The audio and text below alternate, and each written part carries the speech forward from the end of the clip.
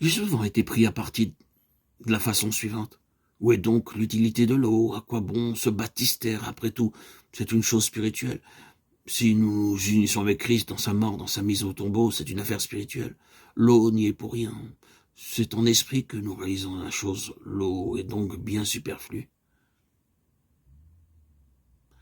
Le baptême, est-ce là l'enseignement du Nouveau Testament? Le Nouveau Testament nous enseigne au contraire que c'est cette manière-là qui représente la pensée du Seigneur.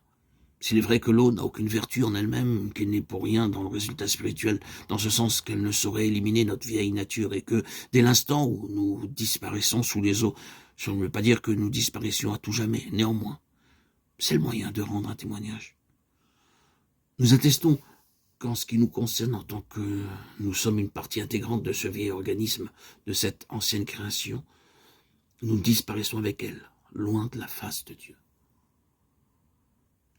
Je ne me fais pas ici l'avocat d'une manière de faire. Je dis simplement que c'est là une image, mais que le Seigneur nous l'a donnée pour nous permettre de rendre témoignage à une grande réalité spirituelle. Mais ce témoignage, il le demande. Il est inséparable du grand fait chrétien. Et il a partie liée avec l'universalité de Christ et de son œuvre. Il en est de même pour la table du Seigneur. Aucun de nous ne croit que le pain est Christ, littéralement, qu'à un moment donné, la personne de Christ est entrée dans ce produit de la main des hommes, et qu'en prenant le pain, nous prions Christ, littéralement. Nous ne croyons pas davantage que le vin va se trouver changé et devenir le sang de Jésus-Christ, et que nous allons vraiment le boire. Cela étant, nous pourrions discuter, comme on ne manque pas de le faire, et sous prétexte que c'est spirituellement que nous recevons la vie de Christ, prétendre que ces symboles sont superflus. Vraiment. La parole est jusqu'à ce qu'il vienne. Le Seigneur requiert de nous la représentation sur la terre d'un ordre de choses célestes, d'une réalité céleste. La chose en elle-même n'est rien. Ce qui est quelque chose, c'est l'esprit qui est dans le témoignage qu'on rend. Ce n'est pas une ordonnance religieuse, c'est un témoignage. Ce témoignage concerne la nature corporative, collective de l'onction. Spirituellement parlant, dans le baptême, nous avons en tant que partie intégrante de l'ancienne création disparue aux yeux de Dieu. Quelqu'un qui a vraiment passé par le baptême n'est plus jamais considéré par Dieu comme faisant partie de l'ancienne création. Dieu ne nous garde pas, il nous regarde, ni vous ni moi, comme des éléments de l'ancien régime, quelle que soit la place que le vieil homme puisse encore occuper. C'est fini. Dans la mort de Christ, nous avons disparu, comme représentants de l'ancienne création. C'est terminé. L'ancienne création, le vieil homme est mort. Quand j'ai passé par le baptême, c'est là la position que j'ai prise. Depuis lors, il y a bien des choses que j'ai comprises, que je ne comprenais pas. Mais sur la base des lumières que j'avais alors, le Seigneur a tout accepté. Il a entrepris de me conduire par la suite dans ce que j'ignorais ou n'avais pas compris. C'est pour cela qu'il n'est pas nécessaire d'être baptisé chaque fois qu'une lumière nouvelle se fait jour dans notre esprit. Le baptême marque notre sortie de l'ancienne création.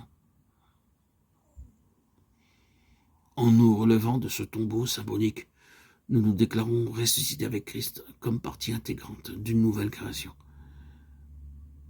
Mais qu'est-elle donc, cette nouvelle création? Organisme nouveau. Il n'est pas comme l'ancienne création qui est un ensemble complètement désorganisé.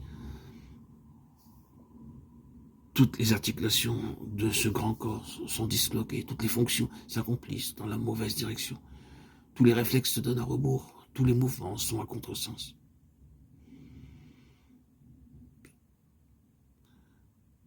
Moi-même, je me souviens, il y a maintenant plus de 5 ans et demi, quand j'ai été baptisé le 26 septembre 2019, ce fut pour moi un miracle, une nouveauté. Je suis sorti de l'eau dans laquelle j'ai été immergé, dans ce lac de ma ville, immergé totalement. J'en suis ressorti régénéré, différent. Ma vision était différente. Les couleurs étaient du monde beaucoup plus colorées, vives. Et mon corps, mon être, mon squelette s'est subitement redressé, comme pour témoigner de cette dignité d'avoir reçu le sceau de l'esprit. Ce fut une merveille pour moi. Pendant plus de 51 ans, puisque c'était l'âge dans laquelle j'ai reçu le baptême. Pendant 51 ans, j'étais recroquevillé sur moi-même.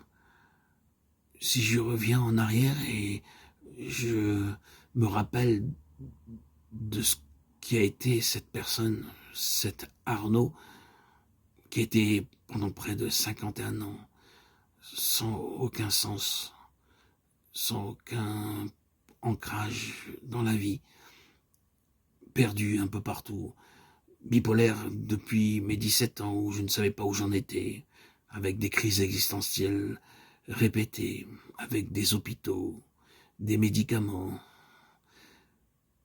répétés. Quelle douleur, quelle souffrance. J'avais pris la croix pendant toute mon adolescence, ma préadolescence, ma propre vie, sans m'en apercevoir, sans savoir que c'était une préparation pour recevoir le Christ. Je m'y attendais pas réellement. Le baptême pour moi était une nouvelle page, une nouvelle vie. J'ai commencé par ouvrir 1 an et demi après ma nouvelle chaîne, qui est aujourd'hui ancienne et qui est en dormance. Ma chaîne historique, Yeshua, Meler HaMashiach, Jésus, Christ, Roi Messie. Après 106 000 vidéos, 106 000 publications sur cette chaîne historique, j'ai décidé de tourner la page, passer à autre chose. Mais non, l'Esprit était toujours là, l'Esprit Saint. 2 jours après, me dit de reprendre une nouvelle chaîne. Je ne sais pas encore si aujourd'hui c'est l'Esprit Saint qui m'a poussé à continuer à témoigner. Et c'est sur cette chaîne, Arnaud Joseph, je ne sais pas comment se terminera cette histoire, sur cette chaîne, Arnaud Joseph, que je témoigne encore et encore sur cette merveille, ce miracle, ce sublime moment où je suis sorti de l'eau et j'ai vécu, c'était plus de l'ordre des sensations humaines, des émotions humaines. C'était divin, tout simplement divin. J'étais une nouvelle créature. C'est ce qui m'a poussé à continuer, à avancer. Aujourd'hui encore, l'Esprit Saint est là, et j'en témoigne. Cette vie régulière, cette régénérescence constante, sans chercher à voir ailleurs, à faire des exercices spirituels ou des exercices yogiques ou des méditations ou des techniques, sans aucun exercice particulier. L'Esprit Saint est là, et il me régénère, jour après jour, quotidiennement, semaine après semaine. Je suis, en fait, pas seulement une nouvelle création, une créature nouvelle, mais constamment, en permanence, cette créature nouvelle est surprise de ce que l'ancienne, celle d'hier, est déjà morte. C'est une merveille. C'est une merveille. Vivre le baptême, vivre dans cette présence de Dieu. Est-ce vraiment Dieu? Est-ce le reflet de Dieu, le rayonnement de Dieu, ou est-ce Dieu lui-même? Je ne saurais l'expliquer, mais vivre de cette présence puissante qui nous anime constamment, qui m'anime en permanence, c'est ma joie. C'est ce qui me pousse toujours à continuer et à avancer. Cette force où Dieu, comme une marionnette, t'emmène là où il veut, quand il veut. Je lui appartiens. Il a saisi mon cœur.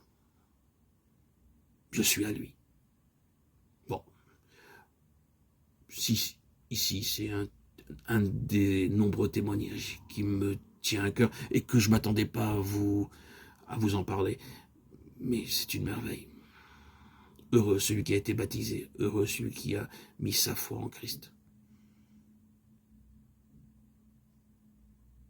Merci Seigneur Jésus pour cette nouvelle vie, cette nouvelle création qui a fait de moi ton disciple, qui me permet de maintenir toujours la discipline et l'ordre dans ma vie pour pouvoir te suivre, marcher sur tes pas. Alléluia.